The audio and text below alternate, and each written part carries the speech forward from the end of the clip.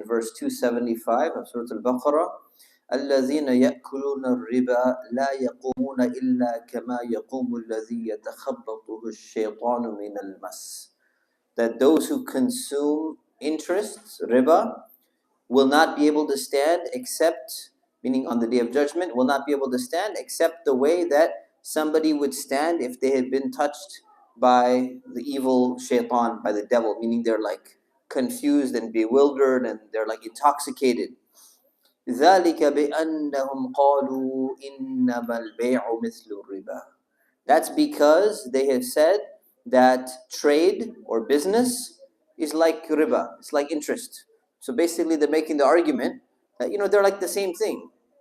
You buy and you sell something, you buy and you sell money, it's like riba, it's the same thing. Allah's response to that is, وَأَحَلَّ اللَّهُ الْبَيْعَ وَحَرَّمَ الرِّبَا. But Allah has made buying and selling, trade, halal, but He's made riba haram. And we'll stop there for a moment. So Allah, this is one of the verses, very strong verses, where Allah is prohibiting riba and saying how serious of a thing giving interest or collecting interest is. So interest means that when you loan somebody money, you are going to ask them for more back. So if you say, I'm going to loan you $10 today, and after 1 month you're going to pay me back $11, that's $1 of increase of interest. I talked about this a few days ago at Fajr time. The Fajr crowd is different than the Isha crowd, so I can mention it again. And the Isha crowd happens to have a lot more speaking kids as well, which you don't find at Fajr, because the ones who do come, they're half asleep at Fajr, so it's a different crowd for sure. But what Allah subhanahu wa ta'ala is saying, what I want to emphasize here, number one, riba, interest, something that is prohibited in Islam. This is fundamental. This is very, very well known. But the second is the principle I want to focus on is that how people make excuses and try to use other means to justify something that Allah has prohibited. So I'll just give you two examples. Allah is mentioning that some people are making the argument, they say, buying and selling, like buying and selling is the same thing as interest. You're allowed to make a profit on an item. So if you buy a phone for $100, you're allowed to sell it for $110. You made a profit. That's called buying and selling. That's trade. That's business. So the profit is allowed. So why isn't profit allowed when you're going to be giving somebody some money? So there's two types of riba. One of them is, you have a $100 bill.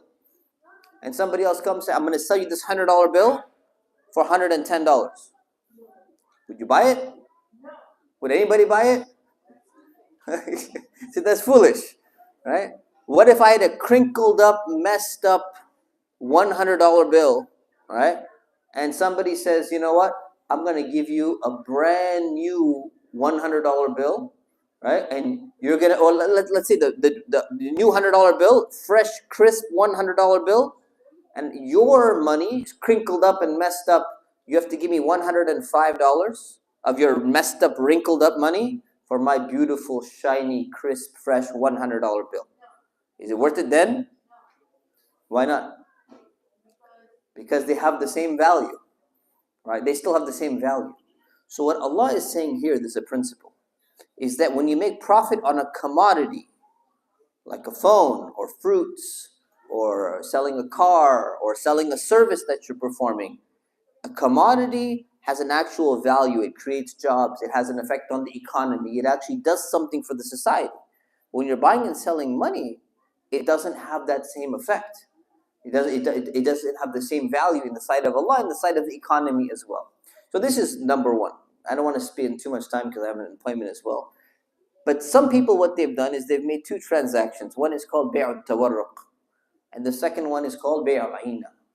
And basically what they've said is, well, we need to figure out a mechanism, a system, where we can somehow be able to buy things and set up a system of Islamic finance where we're not engaging in riba, we're engaging in trade and buying and selling.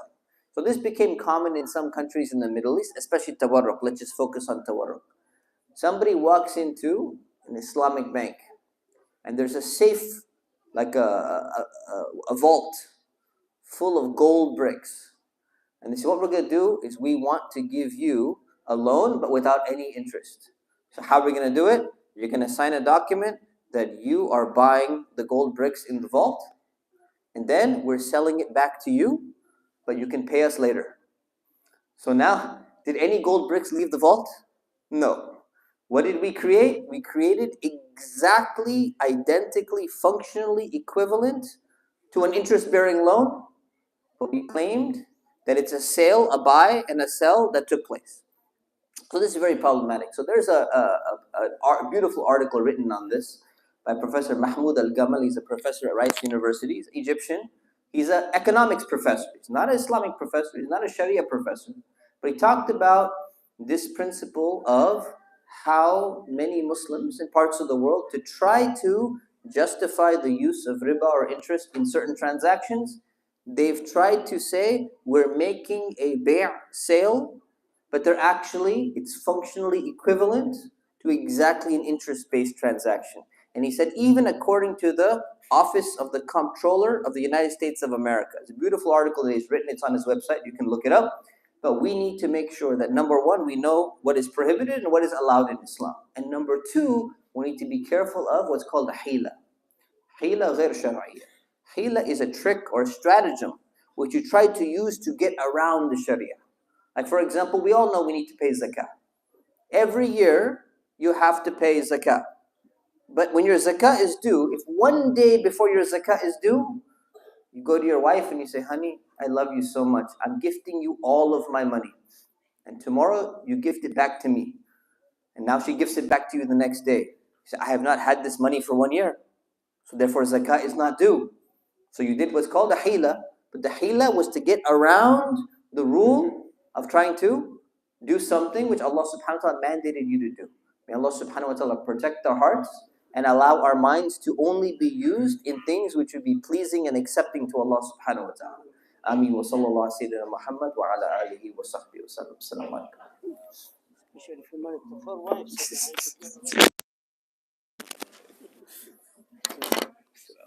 0% interest. Huh? 0% interest. That's fine, it's low.